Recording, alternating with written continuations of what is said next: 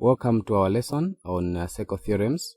In this particular lesson, we're going to look at theorem number 3, 4, and 5, which are based on the angles in a circle. We are from looking at theorems number 1 and number 2, which are based on the chord. Before we look at theorems number 3, 4, and 5, we'll look at just an example on how we use theorem number 1 and number 2 to solve for either the radius of the circle or the distance from the center to where the chord is, or for the length of the chord. So let's say for example we have a circle. Let's say a circle is given with a chord of length 6 centimeters. If the circle has a chord that is drawn, let's say the chord is AB and it is 6 centimeters in length, and maybe we say we have drawn this chord 4 centimeters. We have drawn this chord 4 centimeters from we can call it meters. It's still the same. If we have drawn this chord 4 meters from the center of the circle, what would be the radius of that particular circle? Okay, from theorem number 1 and number 2, we are able to analyze this situation and determine the radius of the circle. So, for example, from theorem number 1, theorem number 1 states that a perpendicular from the center to the chord will bisect the chord, which means if we have drawn a straight line from the center to the chord at 90 degrees, then that perpendicular is going to divide the chord into 2 equal halves, which means from this point to point A on the circumference, or from this point to point B on the circumference, it will be equal in length. So if the whole chord is 6 meters in length, it means from this point of intersection between the perpendicular line and the chord to either sides of the chord, it is 3 meters. That is the implication. It means that perpendicular has divided the chord into 2 equal halves. So we have 3 meters from this point to the chord, from point B to the point of intersection, and 3 meters from the point of intersection to point A. So now we want to find the radius. So the radius is basically any distance from the center of the circle to any point on the circumference. So for example, OA is a radius there. It's an example of a radius. Or OB is also a radius, since B is on the circumference and A is also on the circumference. So in short, from this particular situation, we have a case of a right-angled triangle where we have a situation like this. This is the perpendicular to the chord, and we are saying it is 4 meters. Then the length from here to the point on the circumference, if this is O, we can say this is point X here, the point of intersection. Okay, and this is for example point B, which is on the circumference. So we have said that from X to B it is 3 meters, because we have divided that 6 meters in half by virtue of this perpendicular from the center to the chord. So what we are looking for is the radius there, R, from O to B. So we can see that this situation is what is a Pythagoras theorem, and we know the Pythagoras theorem states that A squared plus B squared is equal to C squared. That is the Pythagoras theorem, in which case the c squared is the hypotenuse, which is our r. So that is our c there.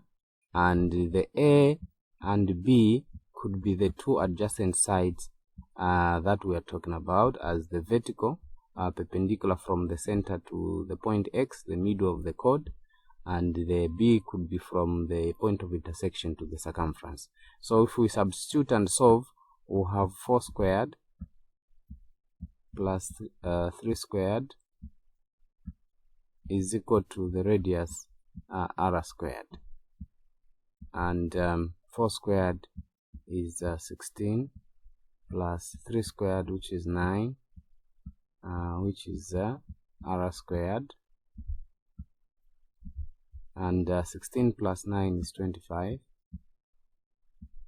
which is r squared, therefore giving us the radius is 5 meters. The radius is 5 meters.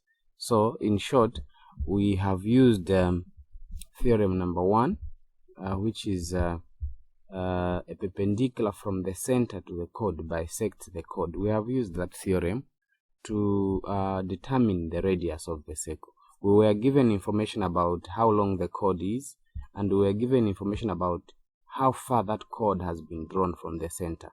So we are able to use theorem number 1 to get around and find the radius of the circle. So usually this is how we approach questions that involve theorem number 1 and number 2.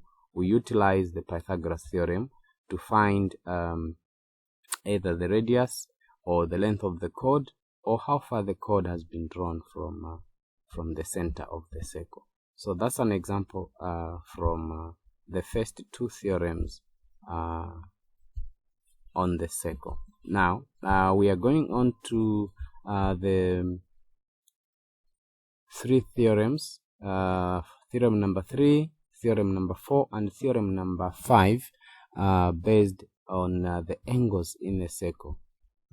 Okay, the first 2 theorems are based on the chord. So the next set, which has 3 theorems, the next set is based on angles in a circle or angles on a circle.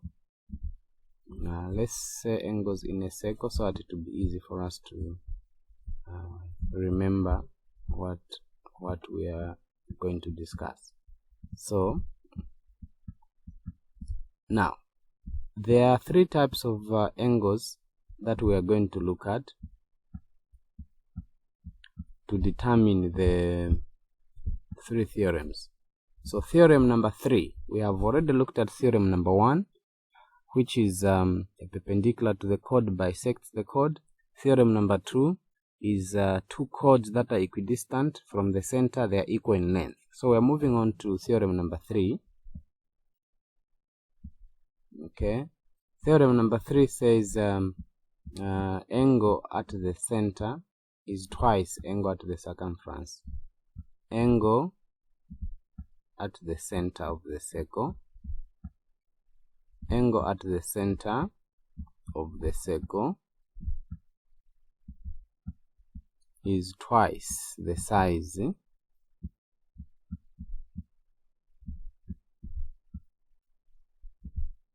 of the angle at the circumference.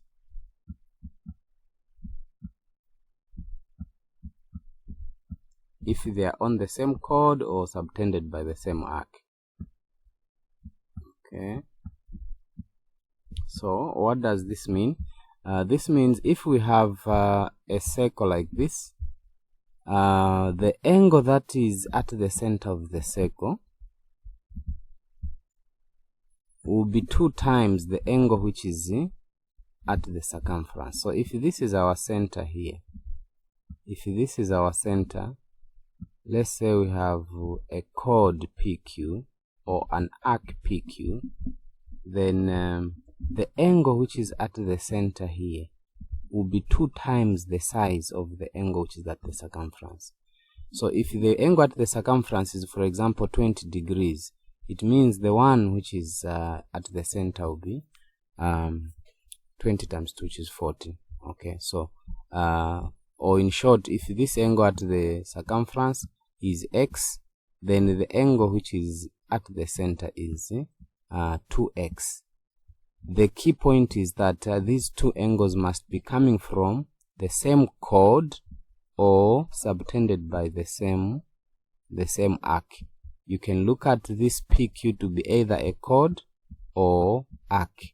So if from the same chord or from the same arc you have two angles, one is at the center of the circle and the other one is at the circumference, then the angle at the center will be 2 times or twice the angle which is at the center of the circle. If the angle at the center is 50, the angle at the center will be 100. If the angle at the circumference is 50 degrees, it means the one which is at the center of the circle will be 100. If these two angles are subtended by the same arc or the same chord PQ, as in this demonstration. Then theorem number 4 says angles in the same segment are equal. Angles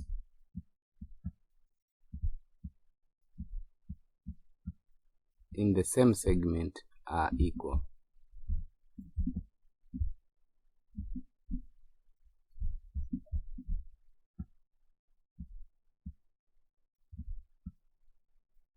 So what we mean here is this is an extension of theorem number 3. Now remember we said a segment is the region between a chord and an arc. Angles in the same segment are equal. So we said that a segment is a region. If this is our circle and this is a chord, okay, if this is a chord TR, then a segment is that region bound between a chord and an arc.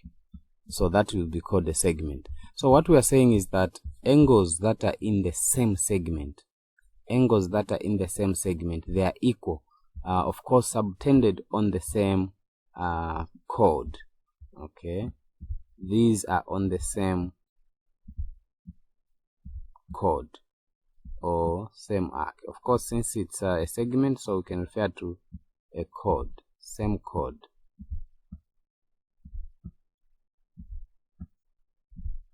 So we're saying that this theorem is an extension of theorem number 3, because assuming now that if we have from the same PQ in this example, if we have another, let's say this is R here, then we get another angle from the same PQ, but then we call this point S. Okay, since the S is also coming from the same the angle at S is also coming from the same PQ.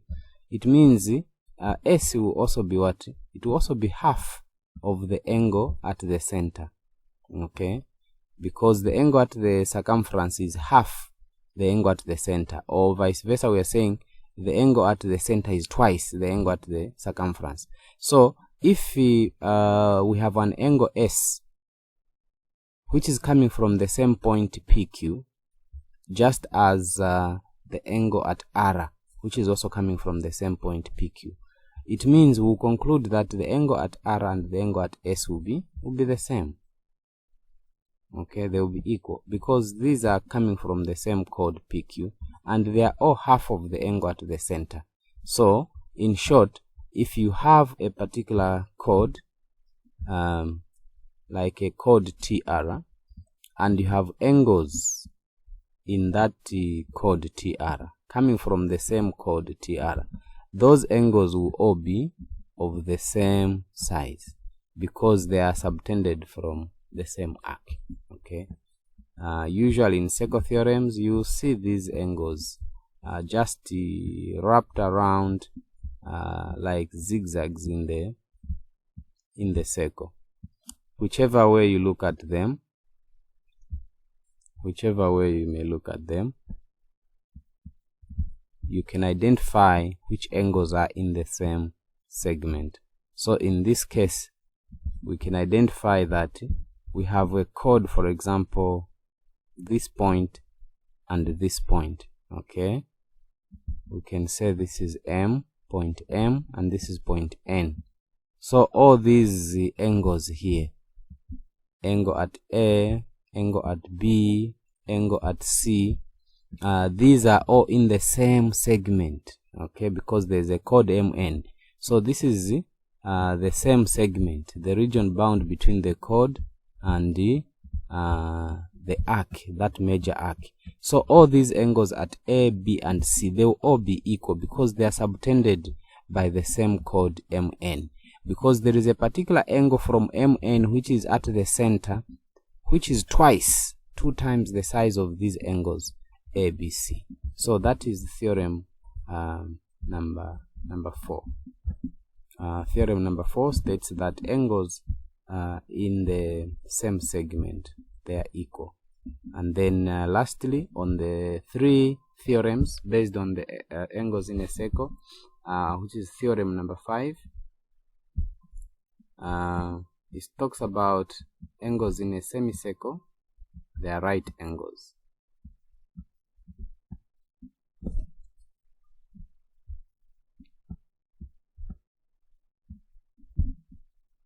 Angle in a semicircle is a right angle, or angles in a semicircle are right angles. If there are more than one, we can still put them as plural. So angle in a semicircle is a right angle. What we mean here is if the chord is the diameter, if the chord on which the angle stands is the diameter, then that angle is 90 degrees. Okay.